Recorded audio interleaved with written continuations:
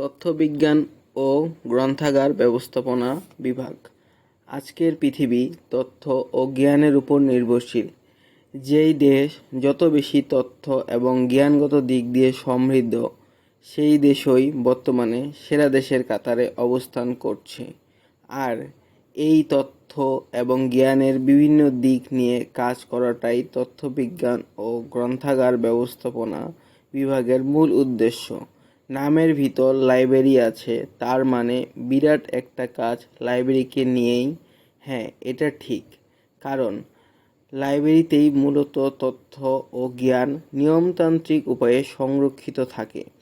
তবে শুধুমাত্র লাইব্রেরি নিয়ে সব কিছু, তাও পুরোপুরি ঠিক নয়। লাইব্রেরির বাইরেও তথ্য ও জ্ঞান নিয়ে এই ডিপার্টমেন্টের কাজ।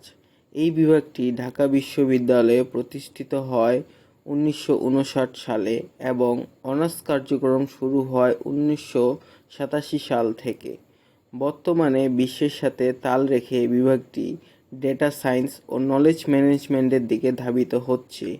এই ডিপার্টমেন্টের তথ্য শ্রেণীকরণ এবং সূচীকরণ পড়ানো হয়, যেটি কিনা বর্তমান যুগে খুবই গুরুত্বপূর্ণ।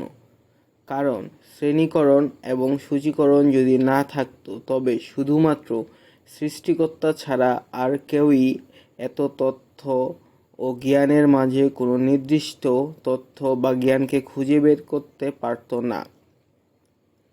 এছাড়াও এই বিভাগে পড়ানো হয় যেসব বিষয়, সেগুলো হলো management, administration management, knowledge management, computer fundamentals, information literacy, resource development, archive ও রেকর্ড ম্যানেজমেন্ট, ইনফরমেশন ও society, networking, writing, editing, publishing, database design ও অ্যাপ্লিকেশন, ডকুমেন্টেশন, ইনফরমেশন মার্কেটিং ও advocacy, research methodology, information architecture, data analysis, automation study, introductory Bangla, ইংরেজি এবং বাংলাদেশের ইতিহাস সহ বেশ কিছু বিষয় পড়ানো হয়।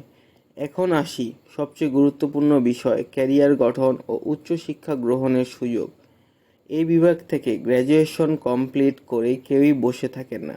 বর্তমান চাকরির বাজারে যেখানে চাকরিটা সোনার হরিণ, সেখানে এখানকার গ্র্যাজুয়েটরা চাকরি পেয়েই যায়। কারণ সারা দেশে যতগুলো মন্ত্রণালয়, ব্যাংক, এনজিও, স্কুল, কলেজ, বিশ্ববিদ্যালয়, বিশেষায়িত ইনস্টিটিউট, টিভি চ্যানেল, সংবাদ সংস্থা, সংবাদপত্র অফিস, হাসপাতাল, গবেষণা প্রতিষ্ঠান এবং বিদেশি সংস্থা রয়েছে, ঠিক ততগুলোই লাইব্রেরি বা আর্কাইভ রয়েছে।